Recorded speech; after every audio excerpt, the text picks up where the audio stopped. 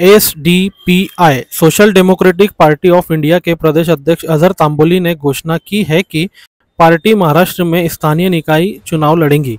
उन्होंने कहा कि वे सड़क, पानी और स्वच्छता जैसी मूलभूत सुविधाओं पर ध्यान देंगे।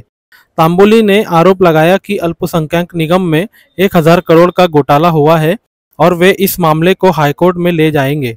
साथ ही उन्होंने महाविकास आघाड़ी को बीजेपी की बी टीम बताते हुए तीसरा मोर्चा बनाने की बात कही। जलगांव में पार्टी की नई जिला कार्यकारिणी की घोषणा भी की गई, जिसमें मतीन देशपांडे जिलाध्यक्ष, कासिम नदवी उपाध्यक्ष, अरबाज शेख सचिव और सोहेल शेख को सचिव बनाया गया। ऐसी जानकारी एसडीपीआई प्रदेश अध्यक्ष अजहर तांबोली ने रविवार को हुई पत्रकार परिषद में दी है। झकी अहमद, खानदेश टाइम न्यूज, जलगाव। आमचं पक्ष जे आहे राष्ट्रीय स्तरावरती काम करतो 21 राज्यांमध्ये। त्याचप्रमाणे महाराष्ट्रामध्ये आम्ही 19पेक्षा जास्त डिस्ट्रिक्ट्समध्ये आमची जिल्हा कार्यकारिणी आहे।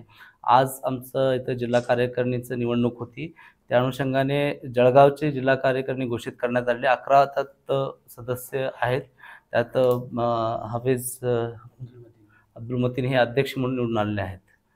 आणि या ओव्हरऑल आम्ही त्या इलेक्शनमध्ये जे आहे हा पक्ष यापूर्वी आम्ही विधानसभा लढलेली आहे, लोकसभा पण महाराष्ट्रातून लढलेले आहोत आणि लोकांकडून एक पॉलिटिकल अल्टरनेटिव्ह म्हणून आमच्याकडे पाहण्यात येत आहे आणि मोठ्या प्रमाणात आम्हाला रिस्पॉन्स भेटत आहे।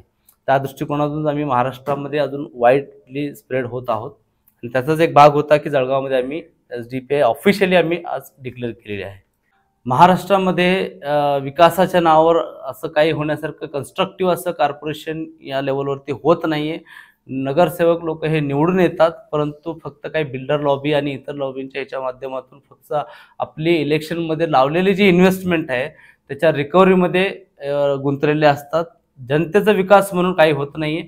आपण जरी जळगावचं बघितलं असेल की इमारत जरी 17 मजल्याची असली उंच, तरी इन्फ्रास्ट्रक्चर किंवा विकास जे ना तेवढा उंच दिसून येत नाही। आज देखील जळगावमध्ये लोक बेसिक जे अम्युनिटीज आहेत त्याच्यासाठी त्रस्त आहेत।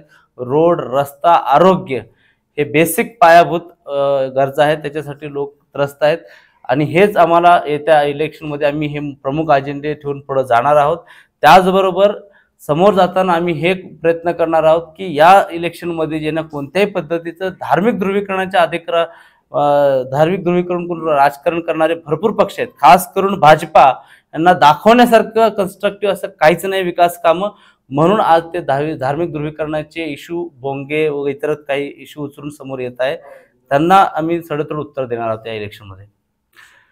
आम्हाला हेच कळतं की अजित पवार एनसीपी हे मुस्लिम समाजाला ॲड्रेस करून भरपूर वेळा सांगितलेलं आहे की अल्पसंख्याक समाजाने सुरक्षित वाटून घ्यावं। आम्ही पुरोगामी विचाराचे आहोत, फुलेशाह आंबेडकरांचे विचाराचे, परंतु प्रत्यक्षात जे आहे त्यांचं जे धोरण आहे, मी मारल्यासारखं करतो तू रडल्यासारखं कर, या अनुषंगाने त्यांचेच आमदार जे आहे संग्राम जगताप सारखे हे मुस्लिम समाजाविरुद्ध भडकाऊ भाषण देतात। फक्त अहिल्यानगरमध्ये नाही तर त्यांनी अजित पवार यांच्या जे गड मानलं जातं त्या ठिकाणी यवतमध्ये जाऊन देखील भाषण करून दुसऱ्या दिवशी तिथं दंगल पसरली, हिंसाचार पसरलेला आहे। हे फक्त सांगण्याच्या गोष्टी आहेत। अजित पवार जे ना कुठे भाजपाच्या विचारधारेवर चालत आहेत आणि अल्पसंख्याक यास बळी पडणार नाहीये, हे अल्पसंख्याकांना कळून चुकलेलं आहे की हे दुसरं काही नसून हे एनसीपी म्हणजे भाजपाचं आहे। आणि आपण बघितलं असेल की महाराष्ट्रामध्ये मौलाना आझाद अल्पसंख्याक आर्थिक विकास महामंडळ यामध्ये मोठ्या प्रमाणात गैरकारभार, भ्रष्टाचाराचे प्रकरण आहेत। 1000 कोटीपर्यंतचे भ्रष्टाचाराचे प्रकरण समोर आले, गैरकारभार समोर आले। याबाबत जे माजी यापूर्वीचे जे मंत्री होते अल्पसंख्याक भरणे यांनी कबुली दिलेली आहे की हा बोगसगिरी झालेली आहे, गैरप्रकार झालेला आहे, भ्रष्टाचार झालेला आहे, परंतु त्यावरती कारवाई करण्यासाठी तयार नाहीत, कारण यामध्ये लुप्त आहेत ते स्वतः राष्ट्रवादीचे कार्यकर्ते व नेते आहेत।